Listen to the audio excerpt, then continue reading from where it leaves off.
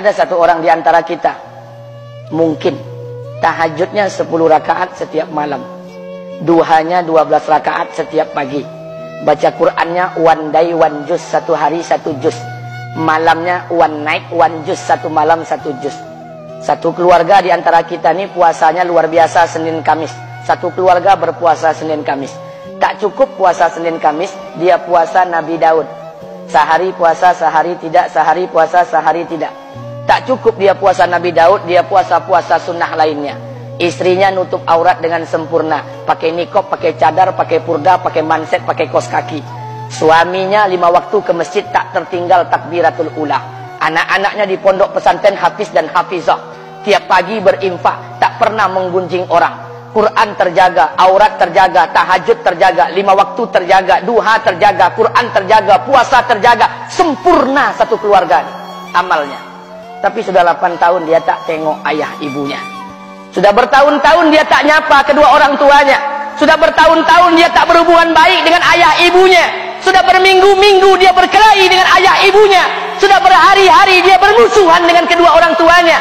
Maka anak seperti ini, seluruh amal yang mereka kerjakan tertolak di sisi Allah Subhanahu wa taala, tidak akan diterima Allah. Sebaliknya, kalau ada di antara kita hari ini yang pandai melayani ayah ibunya, tidak ada uang ayah ibu dia kasih uang, tak ada rumah ayah ibu dia buatkan rumah, sakit ayah ibu dia bawa ke rumah sakit, dirawat ayah ibunya dia jaga, kotoran ayah ibunya dia bersihkan pakai tangannya sendiri. Ada di antara kita hari ini yang membersihkan kotoran ayah ibunya lebih dia nikmati daripada makanan yang ia sukai. Begitu luar biasanya dia melayani ayah ibunya. Tapi dia tinggalkan sholat, dia injak-injak perintah Allah, dia tinggalkan perintah Allah dengan mutlak. Maka kebaikan satu orang anak ini kepada ayah ibunya seluruhnya tidak diterima Allah Subhanahu wa taala. Atau jangan-jangan inilah yang menjadi penyebab amal kita tak diterima Allah. Atau jangan-jangan inilah yang menjadi penyebab amal kita tertolak di sisi Allah. Kita sholat juga, kita sujud juga, kita puasa juga, kita ngaji juga, kita dengarkan ceramah juga. Maka oleh karena itu, Pak, Bu, ayah kita tuh tinggal di kampung, ayah ibu tinggal di kampung sana. Terkadang ayah ibu kita tak sekolah, SD, SMP, SMA tak tamat. Dia sekolahkan kita SD, SMP, SMA, S1, S2, S3 dengan harapan hidup kita lebih baik daripada keadaan dia sekarang. Tapi apa yang membuat kita jarang untuk menjenguk mereka? Saya ingin sampaikan buat kita bersama. Ayah ibu kita tak tahu kita ni eselon 1, eselon 2, Pak. Ayah ibu kita tak tahu pangkat PNS kita 3A, 3B, 3C, 3D, 4A, 4B, 4C, 4D. Ayah ibu kita tak tahu kita ni public figure. Ayah ibu kita tak tahu dan tak mau tahu. Yang dia tahu kita ni anaknya. Ayah ibu kita tak tahu kita punya sawit berapa. Ayah ibu kita tak butuh mobil kita. Dia tak butuh rumah kita. Tapi yang dia butuhkan kita. Apa yang membuat kita jarang untuk menjenguk mereka? Tahun 2016 di Masjid Damai Langgeng, saya diundang ceramah di sana. Habis pulang ceramah, saya baca WA SMS. Ada seorang ustadz Pekanbaru kirimkan WA dengan saya. Saya baca 2 kali, air mata saya menetes. Kenapa? Karena WA itu berisi cerita satu orang ibu sedang menelpon anaknya. Ibunya nelpon anaknya.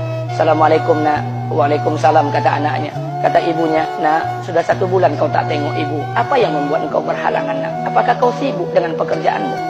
Minggu yang kedua ibunya telepon lagi. Assalamualaikum nak. Kata anaknya, waalaikumsalam. Kata ibunya, nak, ibu dapat kabar apa engkau baru beli mobil baru. Apa betul nak? Kata anaknya, betul bu. Kata ibunya, alhamdulillah nak, ibu bangga. Kau pandai menyenangkan hati anak istrimu. Minggu yang ketiga ibunya telepon lagi. Assalamualaikum nak. Kata anaknya, waalaikumsalam.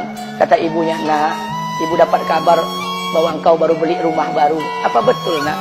Kata anaknya, betul bu. Kata ibunya, alhamdulillah nak, ibu senang kau bertanggung jawab dengan anak istrimu. Minggu yang keempat ibunya telepon lagi. Assalamualaikum nak. Waalaikumsalam. Kata ibunya, nak, tadi ibu pergi ke pasar, ibu jumpa temanmu di pasar. Kata temanmu di pasar, temanmu banyak bercerita tentang kamu. Kata temanmu tadi, kamu baru beli anak anjing seharga 40 juta dari negeri Belanda. Apa betul nak? Kata anaknya, betul. Kata ibunya, nak, dengarkan pesan ibu untuk terakhir kalinya. Apa pesan ibunya? Wahai anakku, engkau pelihara 1 ekor anjing. Kau siapkan harga anjing 40 juta. Kau siapkan rumah untuk anjingmu depan rumahmu. Kau jaga anjingmu pagi, siang, dan sore. Kau mandikan anjingmu pagi, siang, dan sore. Kau kasih makan anjingmu pagi, siang, dan sore. Demi Allah nak, dengarkan pesan ibu untuk terakhir kalinya. Apa kata ibunya? Demi Allah nak, demi Allah, Kalau seandainya Allah menciptakan ibu, kalau seandainya Allah menciptakan ibu untuk yang kedua kali di muka bumi ini, nak, demi Allah, ibu tak ingin terlahir sebagai manusia. Ibu ingin lahir sebagai seekor anjing, biar berada depan rumahmu dan melihat wajahmu setiap hari. Ibu kita tak butuh harta kita, Pak. Dia tak butuh uang kita, dia butuh kita. Apa yang membuat kita jarang untuk menjenguk mereka? Pantas hidup kita tidak berkah, pantas rumah tangga kita tidak sakinah, karena hubungan dengan ayah ibu kita rusak selama ini.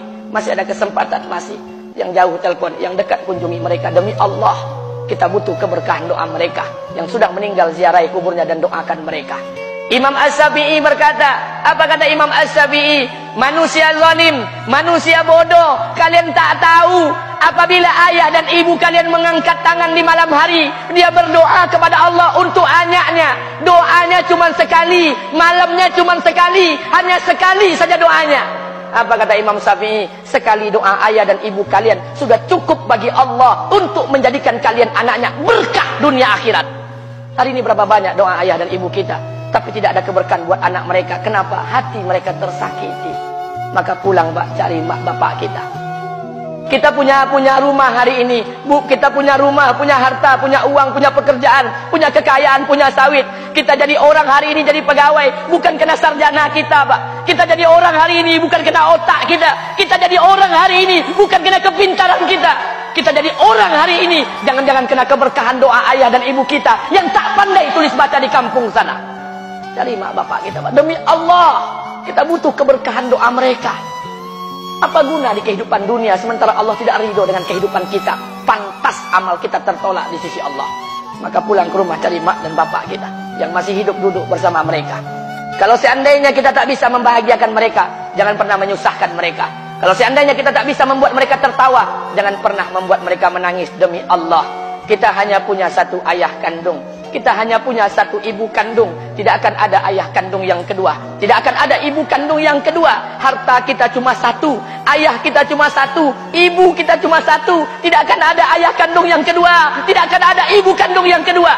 Pangkat jabatan bisa dicari, harta bisa diraih, kesempatan membahagiakan ayah dan ibu kita hanya sekali di kehidupan dunia ini, Pak. Pulanglah. Ketika mereka memanggil, tinggalkan istri, tinggalkan pekerjaan, tinggalkan semua proyek kita. Demi Allah, datangi mereka. Kata Nabi, sesaat kalian duduk bersama ayah dan ibu kalian akan mendatangkan keberkahan. Kenapa kalian tidak duduk bersama mereka? Jangan-jangan inilah yang menjadi penyebab amal-amal